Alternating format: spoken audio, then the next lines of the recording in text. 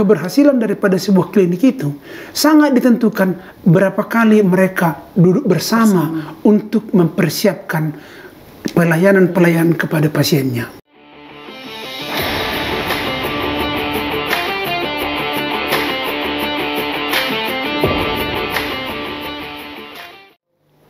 Sahabatku, kembali kita melanjutkan pembicaraan tentang berbisnis klinik.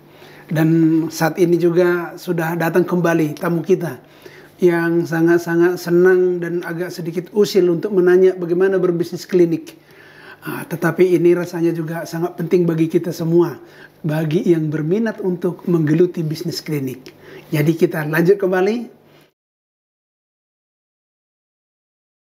Ya, selamat datang kembali Putri Bestari. Terima kasih atas waktunya, Pak. Kalau masih banyak dan ada pertanyaan silakan tanya sebanyak-banyaknya. Iya, masih banyak ini, Pak. Kan Bapak bilang kalau bisnis klinik itu punya peluang besar, Pak.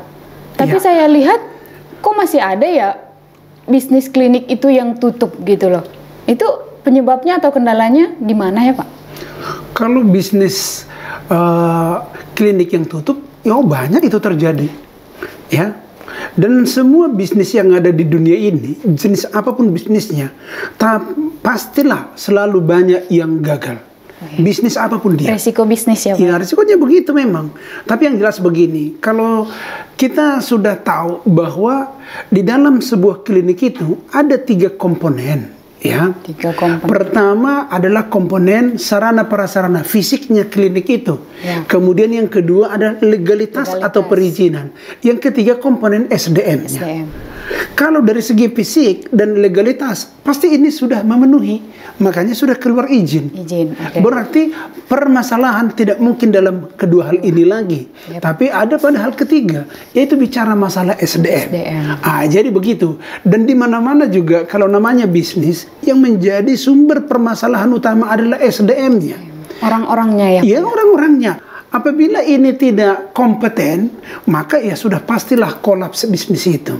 Bagaimana kualitas daripada pengelolaan itu tidak bisa dibeli dengan duit. Makanya yang menjadi kendala utama dalam berbisnis klinik itu adalah bagaimana membentuk SDM yang betul-betul kapabel untuk bekerja. Baik dari segi dokternya, dari segi bidannya, dari perawatnya, termasuk juga dari segi owner ataupun pemiliknya. Harus benar-benar porsi owner ada, porsi dokter ada, porsi perawat, porsi bidan, semua lengkap ada. Dan mereka harus bisa memerankan porsinya itu dengan benar. Begitu dia. Berarti misalnya nih Pak, di dokter sendiri pun ada kendala nggak sih Pak? Sangat-sangat banyak kendala. Dan itulah perlunya tadi menjalani training ataupun pelatihan ataupun mengikuti seminar-seminar atau simposium bagaimana pengelolaan klinik ini. Begini kendala bagi dokter. Kalau dari segi ilmu pengetahuan, kita harus setuju ya bahwa mereka ini sudah lulus secara akademik. Kalau orang mau bekerja, tidak cukup modal akademiknya. Ya kan gitu kan? Ya, benar. Tapi ada juga ilmu pelayanannya. Jadi biarpun saya katakan misalnya ahli di dalam menangani penyakit paru-paru misalnya begitu. Tapi kalau pasien tidak nyambung dengan saya, nggak masalah juga. Kalau ini boleh nggak Pak di-spill satu aja contoh kendala di dokter di klinik Bapak aja dulu. Satu saja. Oh, kalau kendala yang selama ini kan begini. Itu adalah bagaimana ilmu komunikasi. Begini kira-kira contohnya ya. Ada dokter A, ada dokter B. Mereka ini sama-sama praktek. Tentu kalau mereka praktek karena mereka juga pendidikannya sama. Tentunya mereka katakanlah ilmunya sama. Tetapi kenapa ada praktek dokter yang maju? Sementara dokter yang lain itu bangkrut begitu. Kenapa bisa seperti itu? Padahal ilmunya sama, obat-obat yang dijual sama, alat-alat yang dipakai sama, daerahnya sama, komunitasnya sama. Tapi kenapa bisa terjadi? itu adalah bagaimana ilmu komunikasi daripada si dokter itu kepada konsumennya, dan ini tidak didapatkan di dalam pendidikan kedokteran. Jadi disitulah kira-kira bedanya. Jadi tentu itu harus dilakukan oleh klinik, karena itu tidak didapat atau dimiliki oleh dokter dari kampusnya. Jadi supaya klinik ini bagus, ini harus ada pelatihan untuk itu. Nah, dengan perangkat yang lain, misalnya dengan bidan nih ya Pak. Bidan itu kan suatu profesi yang sekarang sudah mulai sedikit ya Pak, gitu. Jadi untuk menemukan bidan yang benar-benar pas untuk klinik kita itu gimana Pak? Sama ya, yang jelas begini, asal namanya sebuah lembaga yang mau bekerja di dalamnya, pemiliknya maupun pekerja di dalamnya, hanya satu prinsipnya, mutualisme. Mutualisme itu sama-sama menguntungkan. Ya. Kalau bagi klinik kehadiran si bidan menguntungkan, dan bagi bidan kedatangan ke klinik menguntungkan pasti terjadi. Ya. Dan kalau memang itu sama-sama menguntungkan, pasti semua bersedia untuk mengikuti satu sistem.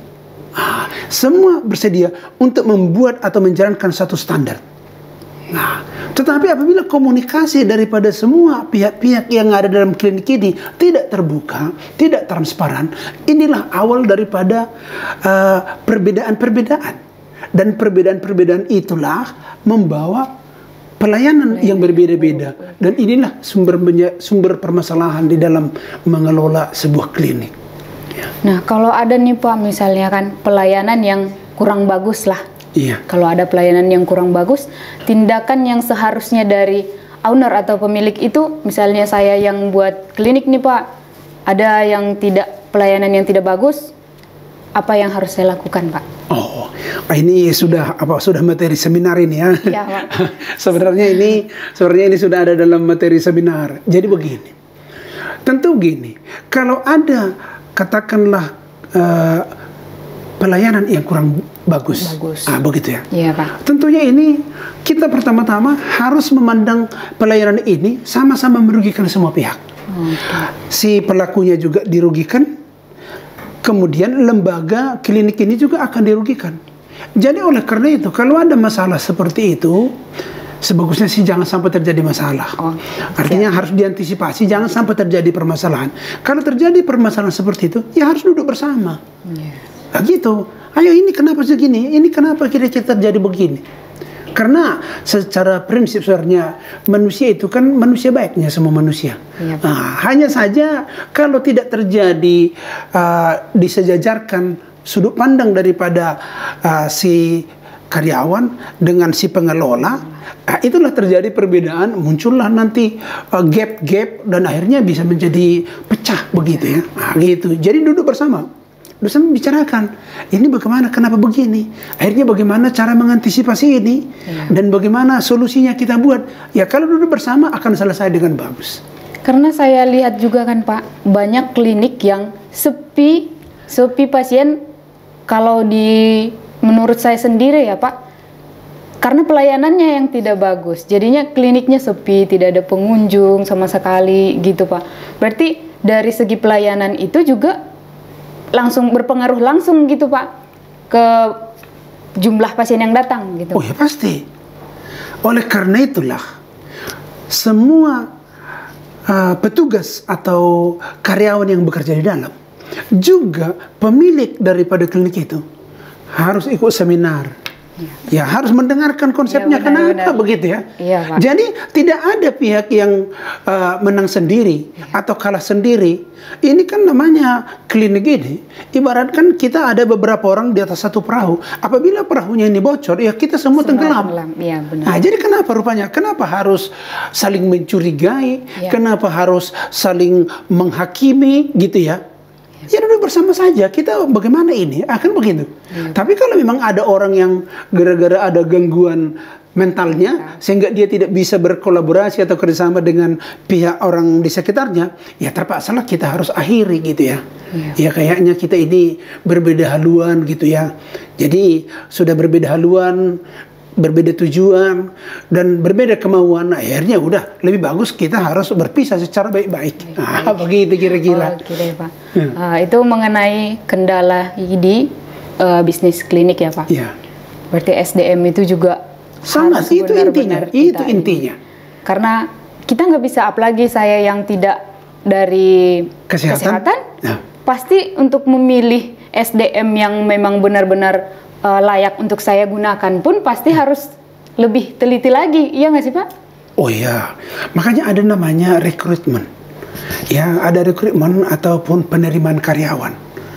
Ada banyak klinik, mereka itu menerima karyawan. Ada artinya proses penerimaan. Tetapi mereka juga tidak tahu yang bagaimana yang harus diterima. Jadi kriteria tidak jelas. Yang penting dia itu punya ijazah. Yang cukup. Sangat-sangat tidak cukup. Jadi begini, kalau kita itu mau menerima karyawan, kita harus tahu dulu. Kita harus berikan dulu poin-poinnya, kriterianya A, B, C, seterusnya. Habis itu kalau ada kita merekrut karyawan, maka kita pakailah indikator atau kriteria itu. Apakah dia memenuhi kriteria itu? Kalau dia memenuhi, itu pasti layak. Tapi kalau dia tidak memenuhi, ya tidak perlu direkrut. Kan begitu. Tapi permasalahannya adalah ilmu manajemen yang ada di klinik seringkali lemah dan tidak bisa menemukan kriteria-kriteria yang dibutuhkan. Akhirnya masuklah orang yang bukan memiliki kualifikasi atau tidak memiliki kemampuan untuk mengerjakan pekerjaan itu. Jangankan untuk kriteria karyawan yang direkrut. Ya. Standar kerja yang harus diwujudkan di klinik juga seringkali tidak ada. Nggak sampai ke sana manajemennya mengelola. Ya, kalau tidak sampai ke sana manajemennya mengelola, yang terjadi apa? Terjadilah di sana multi tafsir, multi sikap, dan semuanya bawa selera masing-masing. Begitu dia. Kalau dari yang saya tangkap kan Pak, yang punya kriteria atau klinik kita itu harus punya standar untuk menerima orang. Yes. Gitu. Yes. Nah, bagaimana kalau dia masih fresh graduate gitu Pak? Apa yang harus saya lakukan nih untuk kalau dia fresh graduated, artinya lulusan-lulusan baru dari kampusnya, ini mau kita rekrut, apa yang kita lakukan? Memang ini yang harus kita lakukan agak sedikit ekstra, ya, sedikit agak ekstra. Berarti tetap ada peluang dong ya Pak? Tetap ada. Ekstranya satu, dia itu harus dilatih secara teknis kerja.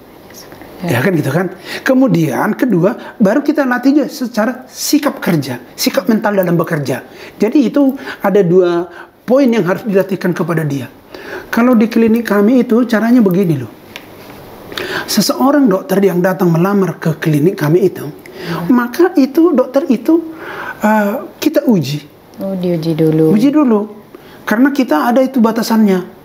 Untuk bisa berpraktek di klinik kita itu harus memakai kriteria, harus menguasai sekian puluh penyakit. Gitu ya. Ini kita uji, bisa nggak dia menangani ini, paham nggak? Walaupun sebenarnya di kita ada pelatihannya. Ada pelatihan. Jadi kalau dia bersedia dilatih dan mau mengikuti sistem yang kita buat, ya tentunya ini bisa direkrut dari segi keahlian kerja. Tapi ada lagi yang kedua, sikap mental dia bagaimana ya, komunikasi dia bagaimana. Ini pun dilatih juga. Kalau seandainya ada di antara ini mereka tidak lulus, kita tidak pakai. Kan gitu kan? Bagus pun ilmu kedokterannya, tetapi kalau tidak memenuhi secara ilmu komunikasi pelayanan kepada pasien, maka kita bilang kayaknya belum bisa kita di sini. Begitu. Berarti seorang dokter pun tetap harus ikut ujian dong ya Pak? Oh iya. Harus itu. Inilah yang tidak pernah terpikir dan tidak pernah dilakukan oleh klinik yang pernah ada di Indonesia ini. Dan itulah penyebabnya, maka banyak klinik yang amburadul. Nah, itu dia Pak. Seperti ada klinik yang pernah saya datangi nih. Dokternya hanya datang, tapi dia hanya meresepkan obat. Jadi kita kan juga, ini dokternya gimana gitu Pak. Jadi persepsi kita ke dokter pun jadi berubah gitu Pak. Maksudnya dia tidak memberi obat tapi kasih resep untuk dibeli di luar. Tidak diperiksa tapi tidak obat. Diperiksa kasih obat. Begitu. Itu bukan dokter, itu dukun kayaknya. Kalau ada klinik seperti itu, sebenarnya dia itu tidak mengerti apa itu yang namanya dunia kedokteran. Kedua, barangkali kliniknya itu juga tidak dipersiapkan untuk maju. Ya, Ya, enggak ya. Pasien itu pun akan datang kembali karena dia merasa puas, merasa tepat, dan merasa oke. Selain di situ akan tergilas. Jadi kalau ada klinik yang tutup sekarang, barangkali belum sampai di sana kriteria klinik itu, sehingga bisa tumbang. Sekarang kan Pak, misalnya saya sudah punya klinik nih. Saya dengar tuh banyak owner yang mereka tuh sungkan untuk evaluasi dokternya lah gitu Pak. Itu kira-kira gimana ya Pak? Secara saya itu dari manajemen dan pasti sungkan dong untuk berbicara dengan dokter gitu. Oh, memang banyak orang yang sungkan berbicara sama dokter, tapi itu budaya yang salah. Jadi hubungan antara semua orang yang bekerja dengan klinik itu, semua di situ adalah hubungan mutualisme, hubungan yang saling menguntungkan. Jadi si dokter juga dia akan berhasil atau sukses bekerja di situ kalau dia mendapatkan keuntungan. Ya. Tetapi pemilik juga begitu. Jadi semua orang yang berada di sebuah klinik itu harus mendapatkan porsi keuntungan masing-masing. Jadi oleh karena itu, kalau seandainya ada rasa sungkan, itu adalah budaya yang salah dan yang harus ditinggalkan. Karena tujuan bersama, maka harus terjadi transparansi, keterbukaan ya. Ini bagaimana? Ini bagaimana? Bagaimana kita buat? Itu makanya keberhasilan daripada sebuah klinik itu sangat ditentukan berapa kali mereka duduk bersama untuk mempersiapkan pelayanan-pelayanan kepada pasiennya. Jadi budaya seperti itu jangan dibiasakan ya. Iya, siap. Gitu kira-kira gambarannya. Nah, udah banyak nih Pak ilmu yang saya dapat nih. Nah, saya udah nggak sabar nih Pak untuk punya klinik sendiri. Iya. Terima kasih atas ilmunya. Tapi saya juga tetap menunggu nih Pak seminar yang dari Bapak. Ya silakan. Dan datang ke sini juga kalau mau bertanya, saya tetap bersedia. Masih boleh nih Pak. Masih boleh tanya pertanyaan sebanyak mungkin. Yang jelas, ya untuk mengelola klinik itu harus ada ilmunya. Ya. Kan gitu kan, ada ilmunya. Tidak bisa hanya dengan keberuntungan saja, tidak. Oke Pak, baik Pak. Terima kasih. Oke, sama-sama. Begitulah sahabatku. Kali ini tamu kita yang banyak ini bertanya tentang bagaimana cara mengelola klinik begitu. Sudah kita dengarkan bersama-sama. Jadi oleh karena itu bagi Anda yang ingin juga untuk memahami pengelolaan klinik ini lebih detail, ikuti acara kami terus dan sebisanya ikuti seminar pelatihan pengelolaan klinik. Saya Sertaman Saragi, salam agen perubahan, tetap semangat.